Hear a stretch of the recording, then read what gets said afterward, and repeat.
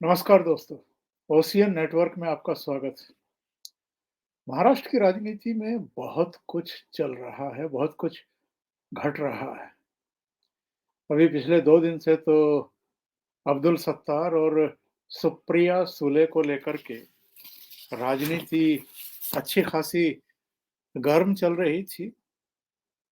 अब्दुल सत्तार ने जो मंत्री हैं एकनाथ शिंदे सरकार में, सुप्रिया सुले के बारे में एक टेलीविज़न चैनल से बातचीत करते हुए कुछ आपत्तिजनक शब्दों का प्रयोग कर दिया, उनको भिखारी बता दिया। और उसके बाद एनसीपी के कार्यकर्ताओं ने जो कुछ किया, वो तो अपने आप में ये शो करता है कि डेमोक्रेसी में कौन कहाँ तक जा सकता है।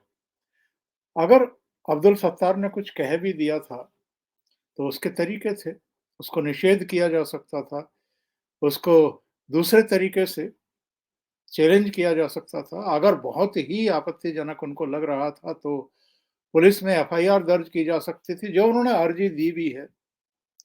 लेकिन कानून अपने हाथ में लें और अब्दुल सत्तार के घर जाकर के तोड़फोड़ कर दी जाए, यही सब सुर्खियां बन रही थी पिछले 2 दिन से।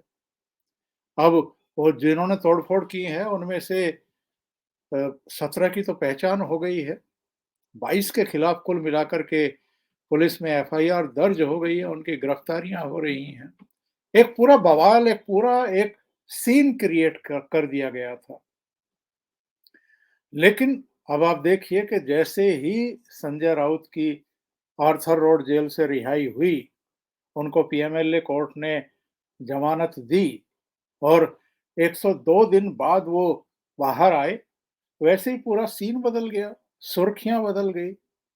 अब्दुल सत्तार की कोई चर्चा भी नहीं कर रहा है या सुप्रिया सुले की भी कोई चर्चा नहीं कर रहा है। पहले तो ये मांग की जा रही थी कि साहब अब्दुल सत्तार को तुरंत शंट किया जाए, यानी मंत्री पद से उनको बर्खास्त किया जाए, और अगर ऐसा नहीं किया गया तो हम पूरे महाराष्ट्र में सड़कों पर उतरेंगे, विरोध करेंगे। हालांकि जो कैबिनेट स्तर के मंत्री भी हैं और एकनाथ शिंदे के नेतृत्व वाली शिवसेना के प्रवक्ता भी हैं, दीपक केसरकर, उन्होंने स्पष्ट कर दिया कि ये कोई ऐसा मुद्दा नहीं है कि अब्दुल सत्तार को कैबिनेट से हटाया जाए या उनका इस्तीफा लिया जाए, जबकि वो ऑलरेडी इसके लिए माफी मांग चुके हैं, खेद व्यक्त कर चुके हैं। हालांकि अब्दुल सत्तार ने जो खेद व्यक्त किया या इनके शब्दों में कहें कि माफी मांगी, ऐसा कुछ है नहीं। उन्होंने कहा, उन्होंने सुप्रिया सुले का नाम भी नहीं लिया।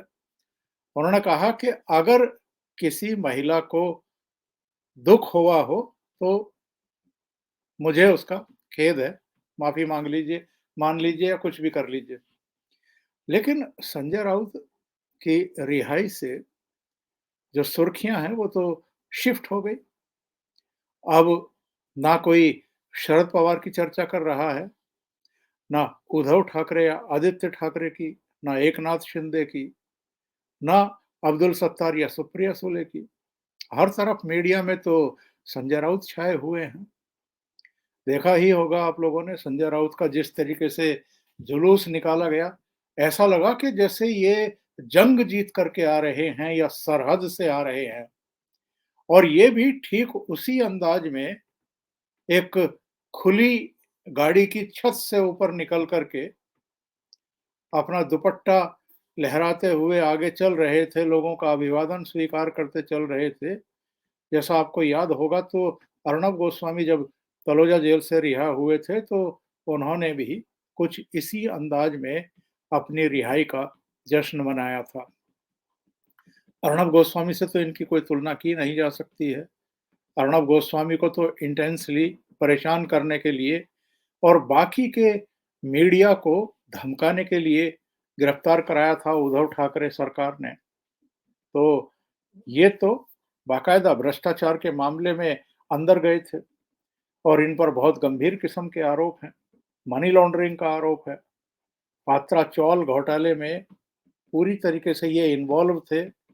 ये उसके सेंटर में थे। ये ईडी ने अपने अ, आरोप पत्र में बाकायदा कोर्ट को बताया था, पीएमएलए कोर्ट को बताया था। तमाम तरह की बातें सामने आ रही हैं। इस बीच ये बात भी सामने आई कि उद्धव ठाकरे ने जब कोर्ट का आदेश आ गया संजय राउत की रिहाई का, तब उनके परिवार को, उनकी माताजी को, पत्नी को फ़ोन किया और कहा कि मैं जल्दी ही संजय राउत से मिलूँगा। ये भी सूचना आ रही थी बीच में कि संजय राउत उद्धव ठाकरे से मिलने जाएँगे और 1-2 जगह और जाएँगे और बहुत संभव है उसके बाद उनको अस्पताल में भर्ती कराया जाए क्योंकि उनका स्वास्थ्य ठीक नहीं है। उद्धव ठाकरे के पास जाएँगे या उद्धव ठाकरे उनसे मिलने आएँगे, ये भी देखने वाली बात होगी।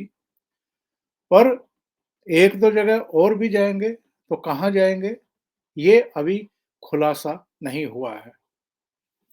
क्या सिद्धिविनायक मंदिर जाएँगे या कहीं और इस तरह की जगह जाएँगे या फिर राहुल गांधी की जो आजकल पद यात्रा चल रही है, भारत जोड़ो यात्रा चल रही है महाराष्ट्र में, उसमें जाकर के शामिल होंगे और अपनी हाज़िरी लगाएँगे। अब जो राजनीति के जानकार हैं महाराष्ट्र की, उनका कहना ये है कि जो जानकारी मिल रही है, वो तो ये है कि शरद पवार और आदित्य ठाकरे 11 तारीख को यानी शुक्रवार को इस यात्रा में शामिल होने वाले हैं। हालाँकि ये भी जानकारी मिल रही है कि अभी तक ये तय नहीं हो पाया है शिवसेना की तरफ से, उद्धव ठाकरे की शिवसेना की तरफ से कि उद्धव ठाकरे जाएँगे या आदित्य ठाकरे जाएँगे। ऊहापोह की स्थिति है। अब नई चर्चा ये चल रही है कि चूँकि संजय राउत आ गए हैं बाहर, तो संजय राउत भी जा सकते हैं और अगर संजय राउत राहुल गांधी की भारत जोड़ो यात्रा में शामिल होने के लिए जाते हैं, तब ये माना जा रहा है और ये कहा जा रहा है कि फिर कैमरों के फोकस में राहुल गांधी नहीं होंगे, संजय राउत होंगे और अगर कैमरे संजय राउत पर फोकस हुए, तो ये राहुल गांधी को बड़ा नागवार गुजरने वाला है। अब आप देखिए कि राहुल गांधी की जो आजकल प्रशस्ति के गान गा रहे हैं इनके प्रवक्ता, ऐसी जो सुप्रिया श्रीनेत है, इन्होंने क्या लिखा? इन्होंने लिखा, आस्था के इस देश को विश्वास हो चला है तुम पर। राहुल गांधी के माथे पर तिलक वगैरह सब लगा हुआ है और आज इन्होंने संजय राउत की रिहाई के बाद क्या किया है? इन्होंने उनका एक चित्र और एक वीडियो अपने मैसेज के साथ अटैच करके जारी किया है। लिखा है, welcome back Sanjay Raut ji to life, liberty and roaring. और इन्होंने जो वीडियो जारी किया है संजय राउत का, जरा वो भी देख लेते हैं। ये कांग्रेस की प्रवक्ता सुप्रिया श्रीनेत स्वागत कर रही हैं रिहाई का संजय राउत की, जरा देखिए।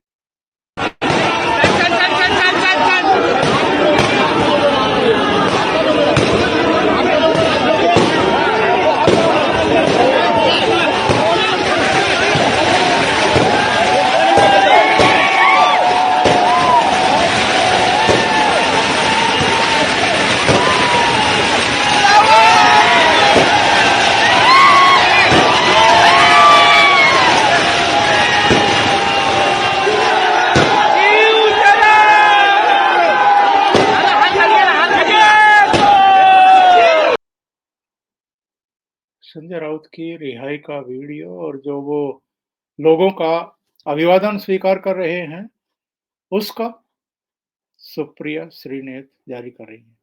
लेकिन क्या उन्हें इस बात का एहसास है कि जिस तरह की भीड़ यहाँ दिखाई दे रही है, जिस तरह के पटाखे छूट रहे हैं, जिस तरह का जश्न मनाया जा रहा है, अगर संजय राउत राहुल गांधी की भारत जोड़ो यात्रा में शामिल होते हैं, तो क्या आलम होगा?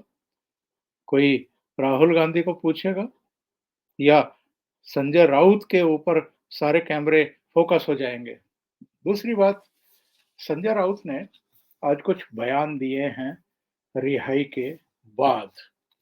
पहले मैं ये बता दूं कि 11 तारीख को शरद पवार और आदित्य ठाकरे के भारत जोड़ो यात्रा में शामिल होने की उम्मीद जताई गई है और जयंत पाटिल, सुप्रिया सुले और जितेंद्र आव्हाड ये तीनों एनसीपी की तरफ से 10 तारीख को यानी आज शामिल होने जा रहे हैं यात्रा में। शरद पवार के बारे में कुछ-कुछ संशय है कि वो शामिल हो पाएंगे या नहीं हो पाएंगे, क्योंकि पूर्व मुख्यमंत्री और कांग्रेस के नेता अशोक चौहान ने एक बयान दिया था। उन्होंने कहा था कि स्वास्थ्य कारणों से चूंकि Sharad Pawar breach candy hospital में भर्ती हैं, इसलिए अनसर्टेनिटी है कि वो भारत जोड़ो यात्रा में शामिल हो भी पाएंगे या नहीं हो पाएंगे। और स्वास्थ्य चूंकि उद्धव ठाकरे का भी कोई बहुत अच्छा नहीं है। हमने आपने सबने देखा है, जब दशहरे पर वो रैली को संबोधित करने के लिए पहुंचे थे शिवाजी पार्क में, तो एक स्टेप नीचे स्टेज पर एक स्टेप नीचे उतरने के लिए भी दोनों तरफ से उनके हाथ पकड़े जा रहे थे ताकि वो गिर ना जाएं या कोई ऐसी बात ना हो जाए। तो कहा जरूर गया है कि उद्धव ठाकरे और शरद पवार यात्रा में शामिल होंगे, लेकिन अभी भी स्पष्ट नहीं है, श्योरिटी नहीं है। इसलिए ये चर्चा चल निकली है कि संजय राउत जा सकते हैं।